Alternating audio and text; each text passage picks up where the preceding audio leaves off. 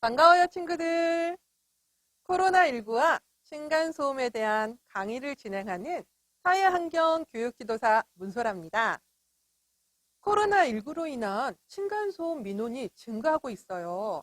그럼 우리 친구들, 층간소음이란 무엇인가 학교에서 배웠고 오늘 저랑 같이 배울 겁니다. 층간소음의 종류는 어떤 것이 있는지, 그리고 층간소음의 민원들, 어떤 게 발생 원인이 되는지, 또한 층간소음으로 인한 스트레스, 어떤 스트레스가 있는지 같이 알아볼 겁니다. 또한 층간소음이 법적 기준치가 있어요. 주간, 야간, 법적 기준치가 다릅니다. 오늘 저와 같이 알아볼 거고요. 그리고 우리 친구들 국가소음 정보시스템 층간소음 이웃사회센터라는 곳을 알고 있나요? 아는 친구도 있고 모르는 친구도 있잖아요. 오늘 선생님이 가르쳐 줄게요. 그리고 우리 친구들이 층간소음 예방과 실천법에 대해서 선생님과 같이 알아보겠습니다. 코로나19로 인한 사회적 거리두기 단계가 상향되었습니다. 초중고는 원격 수업으로 전환되었고 아버님, 어머님은 재택근무가 증가했죠. 친구들 지금 불필요한 외출과 모임, 외부 활동들과 사람이 많이 모이는 다중이용시설 이용 자제로 집에 머무는 시간이 증가하고 있습니다. 공동주택 층간소음 분쟁도 증가하고 있다는 뉴스 같이 보시죠. 코로나19 확산으로 집에 머무르는 시간이 늘면서 아파트 층간소음 분쟁도 증가하고 있습니다. 국내에서 첫 확진자가 나온 이후 층간소음 민원 건수가 2배 가까이 는 것으로 나타났습니다. 백인성 기자입니다. 서울의 한 아파트. 6살과 7살 두 아이를 키우는 공인혜 씨는 아이들이 집안에서 왔다 갔다 할 때마다 마음이 조마조마합니다. 혹시 아랫집에 층간소음으로 불편을 끼칠까 걱정입니다. 한창 이제 또 그 체력 활동이 많은 시기인데 아무래도 밖에 나가지 못하고 집에만 있다 보니까 앉아서 뭐 만들거나 뭐 그림을 그리거나 이런 것도 한계가 있기 때문에 코로나19 여파로 공씨처럼 가족이 집안에 머무르는 시간이 많아지면서 층간소음 분쟁 건수도 실제로 크게 늘어난 것으로 나타났습니다. KBS가 한국환경공단을 통해 입수한 층간소음 관련 분쟁 통계를 보면 코로나19 국내 첫 확진자가 나온 지난 1월 20일 이후 층간소음 분쟁 민원 건수는 2배 가까이 폭증했습니다. 국내 확진자 발생 이전 23일간 공단 콜센터에 접수된 층간소음 분쟁 민원은 543건에 불과했지만 확진자 발생 이후 같은 기간 민원 접수 건수는 963건에 달합니다. 78%나 늘었습니다. 지난해 같은 기간엔 층간소음 민원이 줄어드는 추세였는데 올 들어 이례적으로 크게 증가한 겁니다. 코로나19로 방학 연장이나 어린이집 휴원 등이 이어지면서 아이들이 집에 있게 됨에 따라 분쟁 접수 건수도 크게 늘어난 것으로 풀이됩니다. 코로나 확산 방지를 위해 서울시 등 관공서를 비롯해 국내 기업들도 재택, 교대 근무로 근무 형태를 전환하고 있는 것도 영향을 끼친 것으로 보입니다. KBS 뉴스 백인성입니다. 공동주택에 거주하고 있는 우리나라 국민은 몇 퍼센트일까요? 40, 30, 65%입니다. 우리나라는 전 국민의 65%가 아파트와 다세대 주택 같은 공동주택에 거주하고 있어 층간소음 문제가 심각한 사회 문제로까지 대두되고 있습니다. 신종 코로나 바이러스 감염증으로 사회적 거리두기 단계가 전국적으로 실시되고 있습니다. 외부 활동 자제와 초중고 학생들의 원격 수업이 진행되면서 집콕족이 증가하고 코로나19로 집에서 생활하는 시간이 늘어나면서 창문을 닫고 지내기 때문에 층간소음 갈등이 더욱 심화되고 있습니다. 모두가 집콕 미쳐버리겠다. 신문 헤드라인 뉴스입니다. 층간소음 갈등이 2배 넘게 늘어서 이웃 간의 다툼이 생기고 심한 경우에는 끔찍한 범죄로 이어져 사회적으로 큰 문제가 되고 있죠. 환경부 산하 한국환경공단 층간소음 이웃사회센터의 분석 결과 발표 자료를 보면요. 층간소음 민원이 37%가 증가했다고 합니다. 올해 2020년 5월 민원이 지난해 2019년 5월 민원보다 110% 상승했다고 하고요. 코로나19로 인해서 야외 활동은 현저하게 줄고 유치원, 어린이집의 휴원과 초중고 학생들이 부분 등교 또는 원격 수업으로 전환되어서 아빠, 엄마, 오빠, 언니, 누나, 동생 모든 가족이 집안에 머물며 실내 활동이 많아졌기 때문에 층간소음 문제가 더욱 심해지는 것이라고 합니다. 헬스장에 못 가서 집에서 운동하는 홈트족 증가하고 있죠. 생계가 막막해진 가정에서는 새벽까지 재봉틀을 돌리며 부업을 하는 곳도 있다고 합니다. 친구들, 층간소음이란 무엇일까요? 알고 있다고요? 맞아요. 층간소음이란 다세대 주택 혹은 아파트에서 주로 발생하는 소음 공해를 말하죠. 대부분 2층에서 아이들이 뛰는 소리, 피아노 같은 악기용 소리, 쿵쿵, 나무를 찍는 듯한 발자국 소리, 그리고 화장실에서 물 내리는 물소리, 의자나 가구를 끄는 소리, 그리고 너무 크게 들리는 TV 소리, 오디오 소리들, 그리고 아파트 벽이나 바닥을 통해 들려오는 모든 소리들을 총칭해서 층간소음이라고 합니다. 층간소음은 두 종류가 있는데요. 층간소음은 고체 전달음과 공기 전달음으로 나뉩니다. 고체 전달음은 경량 충격음과 중량 충격음으로 나누어지는데요. 고체 전달음에는 식탁이나 의자를 끌거나 마니를 찍거나 그리고 물건이 쿵 하고 떨어지는 소리 등 그 가볍고 딱딱한 소리, 경량 충격음과 아이들이 뛰는 소리, 발자국 소리, 무겁고 쿵 나는 중량 충격음이 있습니다. 이 중 중량 충격음은 울리는 소리라서 잔향이 오래 남아서 더 불쾌감을 주는 소리라고 합니다. 그리고 공기 전달음은 TV 소리, 사람들의 대화 소리, 그리고 삐리리 악기 연주 소리, 피아노 소리 등 기체를 통해서 전달되는 가벼운 소리를 말합니다. 층간소음을 이유로 스트레스를 받았던 경험이 있었나요? 라고 질문을 했을 때 층간소음으로 인한 스트레스를 받았다 79%, 잦은 항의로 인한 스트레스를 받았다 9%, 79 더하기 9는 맞습니다. 총 88%가 층간소음으로 인한 스트레스를 받는 경험이 있다고 말합니다. 층간소음 이웃사회 센터에 접수된 현장 진단 신청 건수 1,070건을 분석했는데요. 층간소음 민원 1위는 아이들 발걸음 소리. 그럼 2위는요? 맞습니다. 망치질 소리였습니다. 층간소음 민원이 발생되는 주요 원인들은 뛰거나 걷는 소음 56.5%로 가장 큽니다. 악기, 운동기구, 가전제품, 그리고 아래층에서 올라오는 옆집에서 말하는 층간소음에 대한 지나친 항의, 그리고 반려동물들이 짖는 그 멍멍 소리들, 또한 망치질, 가구 끌고 문 열고 닫을 때 쿵쿵, 또한 주방, 화장실, 다용도실 사용 중에서 발생되는 소음으로 분석됐다고 합니다.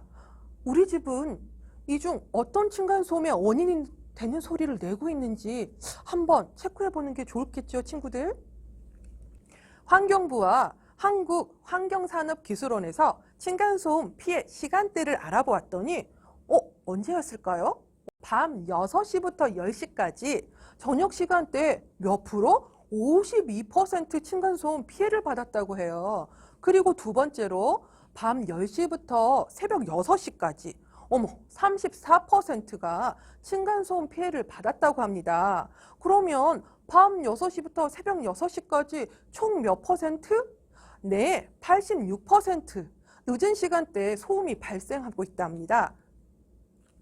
친구들, 선생님 벌써 3번 말하는데요. 아파트 층간소음 1등이 뭐라고요? 맞아요. 어린 친구들의 뜀박질 소리였답니다. 작은 발로 콩콩 걷거나 다다다다닥 뛰어다닐 때 나는 소음.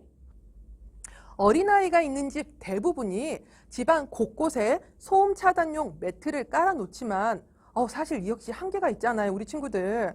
그나마 예전에는 아이들이 어린이집이나 유치원, 학교로 가 있는 시간대가 있었어요. 그래서 쿵쿵대는 소리, 그런 소리가 잠시 들리지 않았는데, 그런데 요즘 같은 코로나 시국에서는 이마저 기대하기 힘들죠.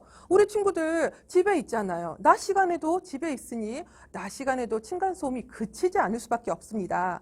우리 친구들 아이들 뛰는 소리와 성인 걷는 소리가 몇 데시벨이요? 67데시벨이나 된답니다. 한국환경공단에서 층간소음 예방을 위해 제작한 리플릿 자료를 보면 층간소음 피해자는 아래층은 물론 2층과 옆집도 될 수 있다고 해요. 아래층은 위층의 소음으로 인해 피해를 받고 위층은 아래층의 지나친 항의 및 아래층의 소음으로 인한 피해를 입는다고 합니다. 옆집 소음으로 인한 옆집의 피해, 그리고 고음과 진동이 발생한 곳을 알지 못하는 경우도 많았다고 해요. 실제로 주변을 딱 살펴보세요. 밤늦게 자려고 그렇게 딱 누워있는데 아래층에서 세탁기 돌리죠. 청소기 쓸죠. 욕실에서 물을 막 쓸어내리죠. 문을 쾅 하고 닫죠. 아이가 밤늦게 울어요. 반려동물인 강아지가 갑자기 야밤에 멍멍 짖어대고요. 그리고 갑자기 축구 소리, 농구 소리 크게 들려서 괴로워하는 이들도 꽤 많습니다. 또 2층에 사람이 없었는데 왜 하루 종일 시끄럽게 하냐며 항의를 하기도 하고요. 밤늦게 자고 있는데 이 늦은 시간에 물소리가 너무 시끄럽다고 항의를 받아서 억울해하는 친구들도 있더라고요. 공동주택에 살면요. 위층이나 아래층이나 옆집이나 그 누구나 피해자가 될 수도 있고요. 또한 가해자도 될 수 있다는 것을 서로 배려하는 마음이 꼭 필요한 것 같습니다. 우리나라 아파트나 빌라 등의 공동주택들은 대부분 옆집과 벽을 공유하고 2층과 아래층과는 바닥과 천장을 공유하는 구조입니다. 또 철근 콘크리트 벽식 구조로 되어 있는데 바닥의 충격으로 발생하는 소음과 진동이 2층, 아래층, 옆집으로 직접 전달되는 구조랍니다. 벽식 구조 방식은 벽이 무게를 지탱하는 구조를 말하는데요. 보통 볼을 사용하지 않기 때문에 층 높이를 낮출 수가 있답니다. 또 벽이 전체 무게를 받쳐주기 때문에 기둥이 필요 없어서 모서리 부근까지 공간 활용 측면에서 매우 유리하다고 하는데, 그런데 문제는 소음에 약하다는 단점이 있어요. 위층의 충격이 바닥면은 물론 벽을 통해서 아래층까지 전달되기 때문에 소음을 줄이기가 쉽지 않다고 합니다. 건물을 지탱하는 벽식 구조가 2층의 진동이 더 쉽게 아래층으로 전달된다고 할까요? 안타깝게도 한국의 아파트 98.5%가 벽식 구조로 되어 있다고 합니다. 코로나19 극복을 위한 사회적 거리 두기로 재택근무와 유연근무제 등이 이루어지면서 다세대 거주 공간인 아파트와 공동주택에서 이웃 간 갈등이 크게 늘고 있죠. 코로나19로 재택근무를 하게 됐는데 낮부터 밤까지 시도 때도 없이 쿵쾅거리는 소리에 제대로 업무 처리가 힘들 만큼 피해를 입고 있다고 하는데요. 재택근무 하신 분들이 처음에는 나도 애가 있는데 하면서 이해를 했지만 점점 도를 넘는 소음에 쪽지도 남기고 정중히 요청도 했지만 달라진 게 그렇게 없답니다. 재택근무가 시행돼서 너무 좋을 줄만 알았는데 2층에서 절구 찢는 듯한 소리로 하루 종일 스트레스를 받으니까 일을 할 수가 없다라는 민원이 증가하고 있답니다.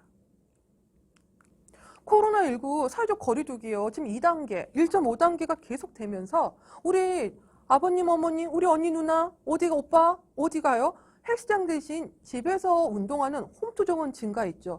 그런데 우리 문제는 운동할 때 나는 소리예요. 유산소 운동에 좋다고 러닝머신 벅벅벅벅벅 뛸 때마다 그 소음이 벽식 구조로 아래층으로 쿵쿵쿵 전달되고요. 또한 집에 있으니까 TV나 모바일로 동영상 보지요, 영화 보죠. 그러니까 많은 소음을 발생할 수밖에 없습니다. 친구들, 층간소음은 어느 정도 소음인지 선생님이 지금 표를 보여줍니다. 집 안에서 들리는 망칠 소리가 59라고 있습니다. 그러면 우리 집 안에서 들리는 망칠 소리가 일상 소음으로는 얼마가 될까? 사무실, 백화점에서 나는 소리하고 같다고 합니다. 친구들, 사무실, 백화점에서 그 소음을 계속 망칠 소리로 듣고 있다.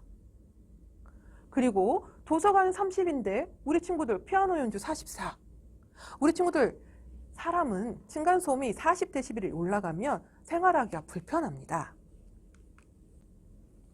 그래서 코로나19 확산 방지를 위해서 사회적 거리를 두고 우리 계속 말하고 있어요. 집안에서 생활하는 시간이 길어지고 늘어나니까 아파트 거주자들 사이에서 층간소음 당연히 불편하죠. 발생하고요. 환경부 산하 한국환경공단 층간소음 이웃사회 센터에 따르면 코로나19 최초 확진자가 발생한 2020년 1월 20일 전후로 층간소음 민원 접수가 543에서 963으로 2배 가까이 증가하였다고 합니다. 친구들, 층간소음 주간, 야간 법적 기준치가 있다고 선생님 목차에서 말을 했죠. 보면 지금 주간, 야간 법적 기준치가 틀린데요. 왼쪽, 오른쪽 두 개가 있죠. 왼쪽에는 우리 친구들 뛰거나 걷는 소리, 그리고 창문 닫는 경량 충격음이나 중량 충격음 정도는 주간에는 57dB를 넘으면 안 됩니다. 어머, 우리 친구들 아까 아이들 뛰는 소리가 몇 데시벨이라고요? 67dB입니다. 주간에도 안 되네요. 그러면 야간에 법적 기준치는 몇일까요? 주간에는 57, 야간에는 52. 친구들, 우리가 다다닥 뛰는 소리가 몇 데시벨이래요? 67dB인데 우리 친구들 주간도 안 되고 야간도 법적 기준치를 넘어가는데요. 친구들, 집에서는 콩콩 사뿐 걸어 다녀야 되고요.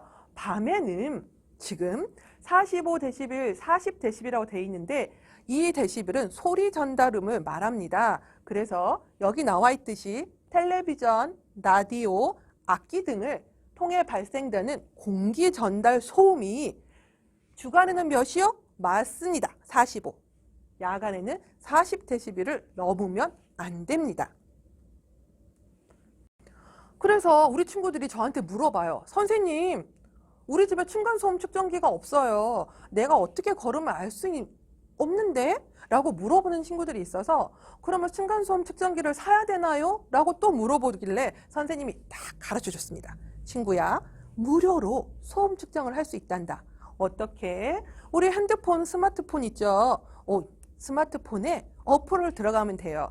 친구 저기 선생님 뭐라고 검색어를 넣었어요? 보여요? 보이는구나. 층간소음 측정기라고 검색을 하면 주르르 많이 떠요. 그 중에서 본인이 마음에 드는 거 하나 어플을 이렇게 스마트폰에 다운받고요. 다운받으면 바로 작동됩니다. 선생님 스마트폰으로 지금 되어 있는 층간소음 측정기 값을 선생님이 스크린샷해서 올렸습니다. 지금 34.4dB이 나와 있는데요. 이건 언제냐? 선생님이 집안에서 아무것도 안 하고 가만히 있을 때 0이 아니고 34.4dB이 나오더라고요. 우리 친구들도 집에서 한번 스마트폰 어플로 우리 친구들이 무슨 층간소음 측정기를 깔고 한번 집안 곳곳에 소음 측정을 한번 해보세요. 무료로요. 친구들, 선생님 아파트 1층에 이런 포스터가 붙어 있더라고요. 방치하면 층간소음, 배려하면 층간웃음. 근데 어디서 붙였냐? 층간소음 이웃사회 센터래요. 친구들, 층간소음 이웃사회 센터가 어딘지 알고 있나요? 선생님 너무 궁금하더라고요. 층간소음 문제가 지속되자 정부는 2014년 층간소음 전담 기관을 신설했답니다. 환경부 산하 국가소음 정보시스템 층간소음 이웃사회 센터인데요. 국가소음 정보 시스템은 전국의 환경소음, 항공기소음, 철도소음, 도로진동, 또한 측정망의 운영 현황 정보 및 소음 저감 계획을 수립하고자 구축되었는데요. 국가소음 정보시스템 안에 층간소음 이웃사회 센터를 개설해서 층간소음 문제를 예방하고 갈등 완화를 위한 전문 상담 및 분쟁을 해결하는 센터입니다. 국가소음 정보 시스템 노이즈 인포를 네이버에서 검색했습니다. 검색하면 화면에 보이는 것처럼 메인 홈페이지가 뜨는데요. 그 중에 친구들 오른쪽을 보세요. 오른쪽을 보면 층간소음 이웃사회 센터가 보입니다. 그곳을 들어가시면 층간소음 이웃사회 센터 업무 안내가 쭈루룩 나와서 어떤 활동을 하는지 보여주는데, 우리가 보는 그 화면 다음에 무엇이 중요하냐? 두 번째 줄에 상담 신청을 저희가 클릭을 한번 해보면요. 인터넷으로 내가 어떤 어려움을 겪고 있다 라고 상담 신청을 할 수도 있고, 나 인터넷에 접수하는 게 좀 불편하다 하는 경우는 밑에 접수하는 전화번호가 있습니다. 인터넷으로 신청하거나 전화 상담 신청을 하게 되면요. 층간소음 이웃사회 센터가 업무를 이렇게 수행하는 절차가 있습니다. 층간소음 이웃사회 센터를 이용할 경우에는 1단계에서는 전화상담, 방문상담 신청, 추가 전화상담 서비스가 제공되고요. 2단계에서는 방문상담, 소음 측정 등의 서비스가 진행됩니다. 또한 3차적인 해결 방법으로 환경 분쟁조정위원회, 중앙공동주택관리 분쟁조정위원회, 서울시 층간소음 상담실 등을 이용할 수 있습니다. 층간소음 이웃사회 센터 중재에도요, 갈등은 쉽게 해소되지 않는답니다. 층간소음 자체가 언제 일어날지 예측이 불가능하죠. 그리고 계속 지속적이 아니라 간헐적으로 이를 입증하기가 쉽지 않죠. 또한 또 사람마다 느끼는 소음의 강도가 다를 뿐더러 소음의 근원이 어딘지, 어디서 이 소리가 나는지 정확하게 감지하기 힘든 경우도 많다고 합니다. 데시벨 측정기를 집안 곳곳에 설치하고 하루 뒤에 수거했는데도 피해자 처지에서는 정말 만족스럽지 않다라는 그런 의견을 받을 때가 많다고 합니다. 50Hz 미만의 저주파인 소음 진동으로 귀로 들리는 소리는 아주 작지만 피부나 척추 같은 부위를 떨리게 하면서 불쾌한 감정을 계속 만들고요. 또 2층에서 뛰거나 물건을 떨어뜨리면 저주파가 발생되어 벽과 천장, 배수관을 타고 아래층으로 내려오기 때문에 우리가 스트레스를 받고 있습니다. 그래서 이 소음 진동 때문에 우리는 두통과 어지럼 등이 발생하기도 하고요. 이런 소음 진동이 매일매일 자주 겪는다면 이에 따른 스트레스도 발생한답니다. 숭실대학교 소리공학 연구팀에서 저주파를 5분 정도 겪은 사람들에게 어지러움, 가슴이 울리는 통증이 나타나는 것을 실험으로 확인하였다고 합니다.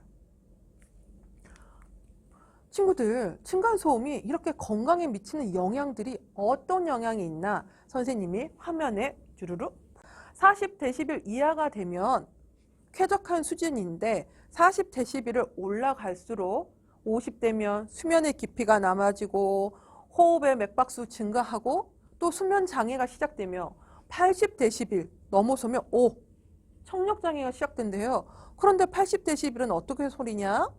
지하철이 윙 들어오는 소리, 청력장애가 시작되고요. 우리 락밴드를 하루 내내 듣는 저 110dB의 소리를 계속 듣고 있다 그러면 인간은 고통을 느끼기 시작합니다. 그래서 아파트 층간소음을 줄이기 위해 시공 이후 바닥 충격음 차단 성능을 확인하는 층간소음 사후 확인 제도를 도입합니다. 지방자치단체가 아파트 세대의 5%를 대상으로 아이들이 뛰는 수준의 소음이 차단되는지 검사하고 차단이 안 되면 보완공사를 공고하게 됩니다. 2022년 7월부터 도입되는 층간소음 사후 확인제. 시공 후 실제 공동주택에서 성능 차이를 확인하고 아파트 층간소음을 줄이기 위해서 아파트 시공 후에 바닥 충격음 차단 성능을 확인하는 걸 말합니다. 친구들, 공동주택의 층간소음 줄이기 위한 해결 방법들은 무엇이 있을까요? 공동주택의 층간소음 줄이기는 벽을 나눠 쓰는 옆집, 그리고 우리 집 바닥을 천장으로 공유하는 아래층, 그리고 우리 집 천장을 바닥으로 공유하는 2층 모두가 함께 노력해야 할 문제랍니다. 또 공유하는 것만큼 이해할 건 이해하고 배려할 건 배려해야 할 문제이기도 하고요. 꼭대기층으로 이사가서 층간소음을 피해를 안 받아보겠다? 아니면 1층으로 이사가서 마음 편하게 살아보겠다? 친구들, 우리 공동주택 예절을 한번 지켜볼까요? 첫 번째, 늦은 저녁, 이른 아침에는 이웃을 위해서 청소기 사용, 망치질 소리 참아주세요. 그리고 두 번째로, 이웃을 위해 조용히 말해주세요. 문을 닫고 생활하여 대화, 소음을 줄여주세요. 세 번째로, 의자나 가구를 이렇게 끌을 때 조심, 가구와 아래층을 위해서 소음 방지 패치를 붙여주세요. 또 네 번째로, 문을 쾅 닫지 마세요. 이웃을 위해 부드럽게 닫거나 도어 가드를 이용합니다. 다섯 번째, 늦은 밤에는 샤워와 설거지 소리도 크게 들려요. 가급적 늦은 밤에는 자제해 주세요. 여섯 번째, 늦은 밤 피아노 소리, 리코더 소리 같은 악기 소리와 건강을 위한 운동 등등 이웃에게는 소음이 된다는 것을 잊지 마세요. 일곱 번째, 좋아하는 음악과 TV를 볼 때는 소리를 줄여주고요. 여덟 번째, 천장을 치면서 보복소음을 내는 행위, 이웃끼리 분쟁을 키우는 행동입니다. 층간소음 예방 실천 5가지를 알아보겠습니다. 첫 번째, 쿵쾅 발걸음. 슬리퍼 신고 조용히 사뿐사뿐 걸어주세요. 둘, 사용하는 의자에는 귀요미 예쁜 의자 양말을 신겨주세요. 3. 늦은 밤 음악 감상은 헤드폰으로. 4. 어린이가 있는 집은 층간소음 방지 놀이매트를 꼭 깔아주세요. 5. 문소리 방지하는 방문콕 방지 가드를 달아주세요. 우리 집 바닥은 아래층의 천장입니다. 누구나 가해자나 피해자가 될 수 있는 층간소음, 이웃 간의 배려와 양보, 다 같이 행복해집니다. 층간소음 예방을 실천하는 방법 중에 의자 양말이 있어요. 우리 친구들과 선생님이 같이 의자 양말을 만들어 보도록 하겠습니다.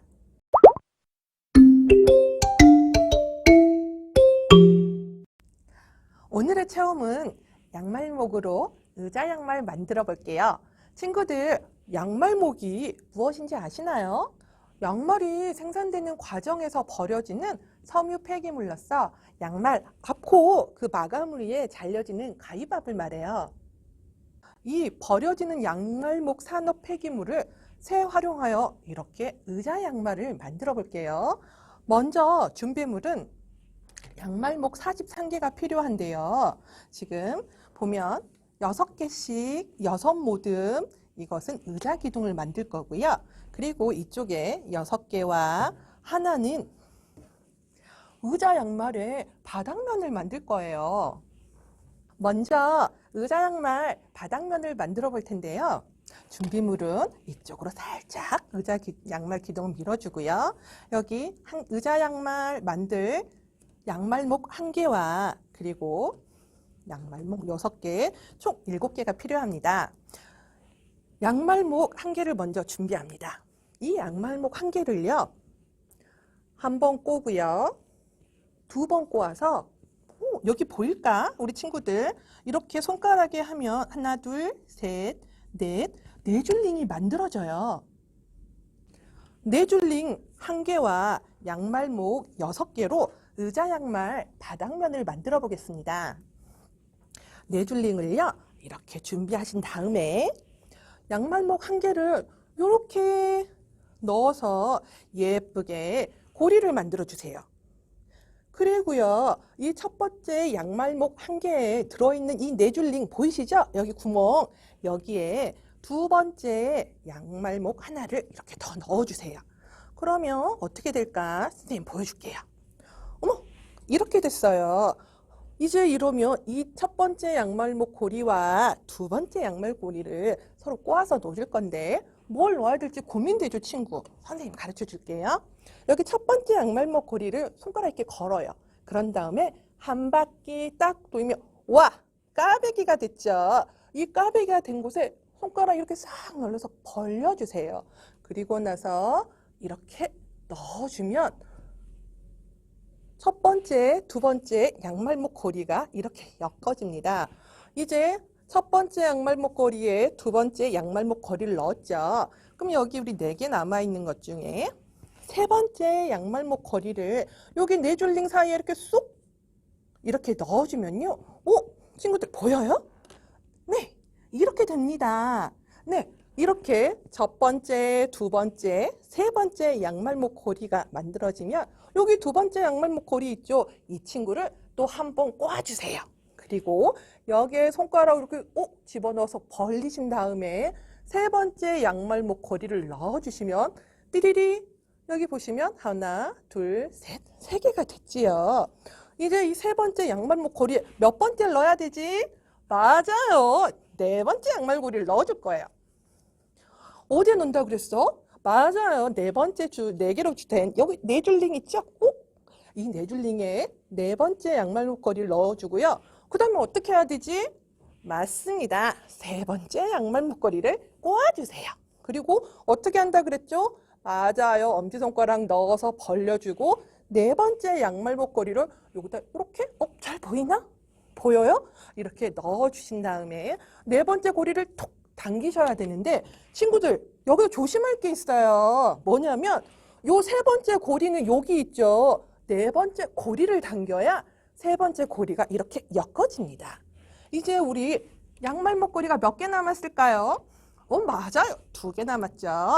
5번째 양말목 고리를 어디다 넣으라고요? 네, 여기 4줄 링에다가 또 넣을 거예요. 선생님 잘하죠? 이제 5번째 양말목 고리를 넣었어요.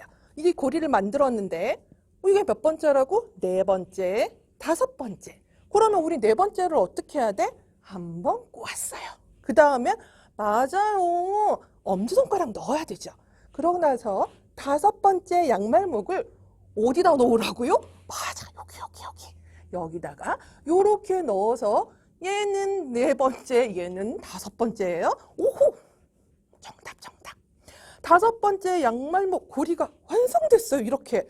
그러면 지금 몇 개가 보이나? 하나, 둘, 셋, 넷, 5. 그러면 이제 몇 번째? 맞습니다. 6번째 양말목을 이 4줄 링 안에다가 넣어서 이렇게 고리를 만들면 얘는 5번째 양말목, 얘는 6번째 양말목인데요. 5번째 양말목을 한번 꼬아주고 그 다음에 엄지손가락 동그라미 만든 다음에 맞아요. 6번째 양말목을 5번째 안에 이렇게 넣어주세요. 그리고 나서 6번째를 톡 잡아당기면 그리고 나서 뭘 확인해야 되냐면 여기에 내가 6개가 걸어져 있나 하나, 둘, 셋, 넷, 5, 6개가 되는지 꼭 확인하세요. 그러면 여기까지 무엇이 됐냐면 의자 양말의 바닥면이 완성되었습니다. 짜자잔! 의자 양말 바닥면이 완성됐어요. 그런데 친구들 여기까지 많이 어려웠죠. 그런데 이제부터는 친구들이 바닥면을 만들어 봤기 때문에 의자 양말 기둥 만들기는 무척 쉬워집니다. 선생님이 가르쳐 줄게요. 우리 처음에 준비물 기억하나요? 6개씩 6모음이에요. 이 말은 의자 기둥이 1층, 2층, 3층, 4층, 5층, 6층까지 만들면 이 의자 양말목으로 만든 의자 양말이 1개가 완성되지요. 이제 우리 친구들 선생님 같이 한번 따라해 볼까요? 의자 양말 바닥에 지금 선생님 손가락이 걸어져 있죠. 먼저 이 6층, 5층, 4층, 3층, 2층은 밀어주고요. 우리 1층 있는 친구 6개를 이렇게 펴주세요. 우리 친구들 잊지 마세요. 6개를 1층, 2층, 3층, 4층, 5층, 6층을 만들 거라서 지금 친구들이 6개씩 6모음이 있어야지 잊지를 않거든요. 그래서 의자 바닥면 하나와 1층에 들어갈 6개 이렇게 딱 놓아주고 만들면 헷갈리지 않아요. 선생님과 같이 만들어 볼게요. 여기에 하는데 친구들 처음만 어려워요. 잘 보세요. 여기 줄이 있죠. 그 다음 줄 여기 사이에 이렇게 구멍이 보여요. 여기다가 1층에 있는 첫 번째 고리를 이렇게 넣어주세요. 그럼 어떤 모양이 되지? 이런 모양이 됩니다. 그러면 이런 모양이 됐을 때 이 바닥면에 마지막 6번째 양말목에 이 1층의 첫 번째 양말목을 이렇게 넣어주세요.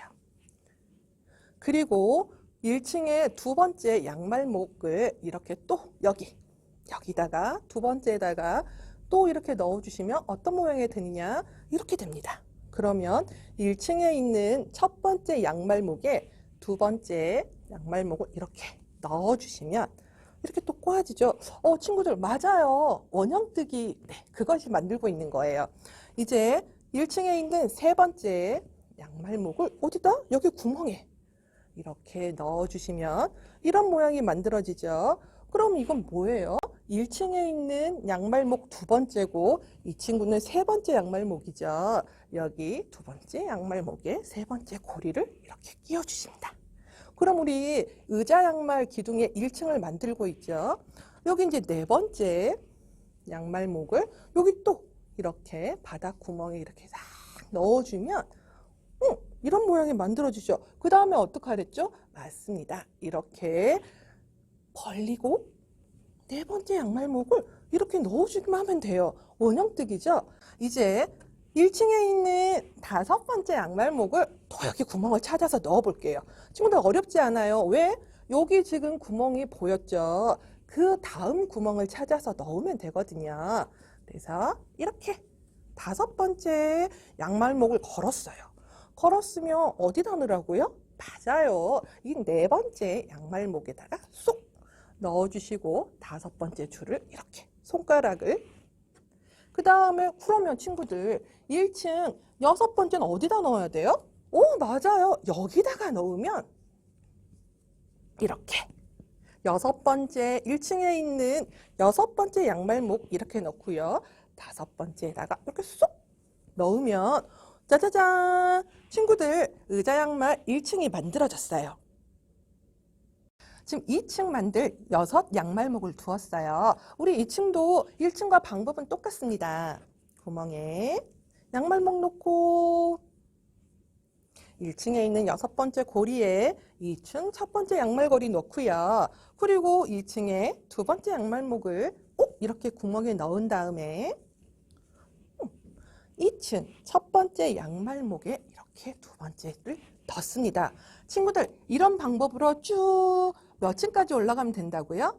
맞습니다. 6층까지 이렇게 올라가면 됩니다. 어머 친구들 6층까지 의자 양말 기둥이 완성됐네요. 6층에 6번째 양말목을 딱 들고요. 어디다 넣어야 돼? 맞죠? 여기 구멍에 넣으면 이렇게 됐는데 우리 계속 6층까지 어떻게 올라왔죠? 이렇게 두 가닥을 넣고 올라왔었죠. 근데 지금은 두 가닥을 다 넣지 않아요. 어떻게 하냐면 이렇게 마지막 6번째 양말목 중에 이 하나만 여기 5번째 양말목에 넣어주세요. 이렇게요. 그런 다음에 이 6번째 양말목을 리본을 한번 이렇게 묶어줍니다. 한 번 묶으면 잘 풀려버리겠죠. 그래서 한 번 더 이렇게 꽉꽉 묶어주면 이렇게 멋진 양말목으로 만든 의자 양말이 완성됐습니다. 우리 친구들 선생님과 같이 했던 방법으로 몇 개를 더 만들어야 돼요? 맞아요 친구야. 3개 더 만들어야 되죠. 근데 선생님이 마술사인가 봐요. 벌써 만들었어요. 짜자잔. 우리 친구들 아주 쉽게 의자 양말 만드는 법을 가르쳐 줄게요. 무엇으로요? 헌양말로요. 준비물은 헌양말 2개, 가위, 실, 바늘이 필요합니다. 친구들 이제 헌양말로 의자 양말을 만들어 보도록 할게요. 지금 헌양말을 가위로 잘라줄 거예요. 그런데 어디를 자를까요? 네 맞아요. 여기 발 뒤꿈치 윗부분을 가위로 이렇게 잘라주세요. 그래서 놔두고 그럼 나머지 헌양말 한 짝도 다시 발 뒤꿈치 위를 이렇게 가위로 잘라주면 이렇게 2개가 나왔어요. 친구들 궁금하다고요? 네, 선생님 보여줄게요. 뭔지 보여주라고요? 네, 이렇게 됐어요. 그러면 선생님 왜 한쪽으로 치워놓은 이 양말 아랫부분은 쓰지 않으시고 왜 발 뒤꿈치 윗부분만 쓰냐고 물어보는 친구들이 있는데요. 이유는 간단해요.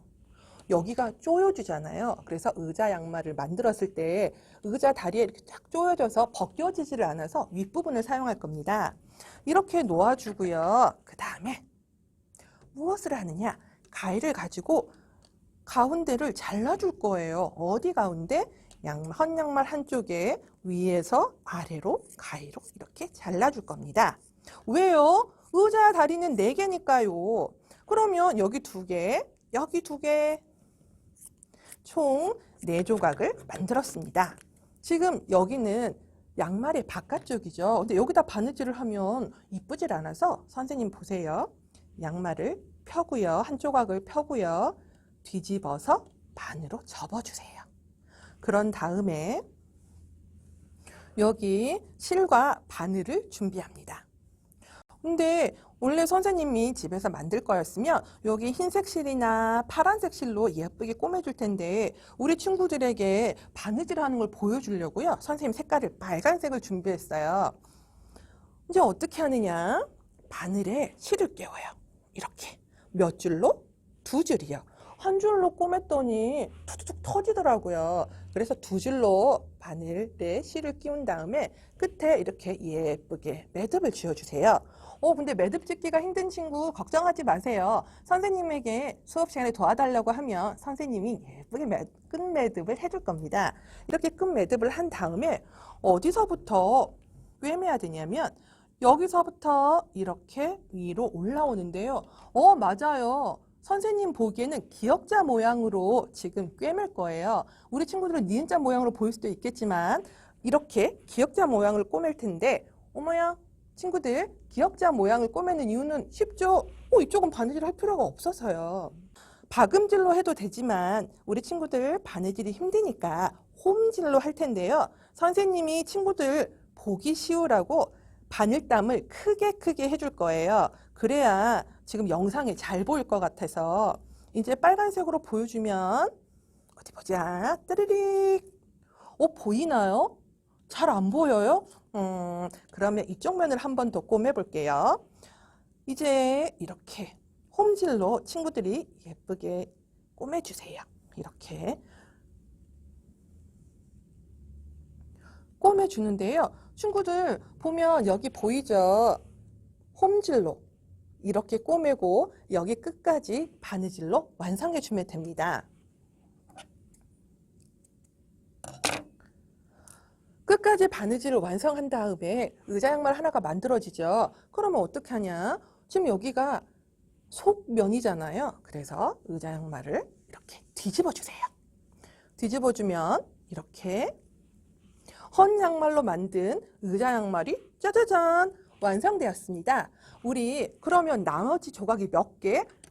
3조각. 3조각도 같은 방법으로 솜질을 해주세요. 그래서 4개가 만들어지면 우리 친구들 이쁘게 우리 친구들 의자에 의자 양말 이쁘게 하나씩 꽂아주면 너무 예쁘겠어요. 친구들 선생님과 같이 오늘 2가지 예쁜 의자 양말을 만든 거 기억하지요? 첫 번째는 무엇? 양말목으로 의자 양말 만들었고요. 2번째는 헌양말로 의자 양말을 만들었습니다. 오늘의 체험 즐거웠나요? 선생님 너무 즐거웠는데 친구들 오늘 선생님과 같이 한 층간소음 예방과 실천을 다 기억하지요?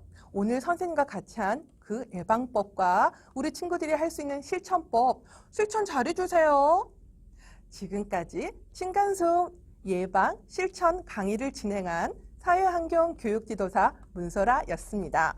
감사합니다. 건강하세요, 친구들.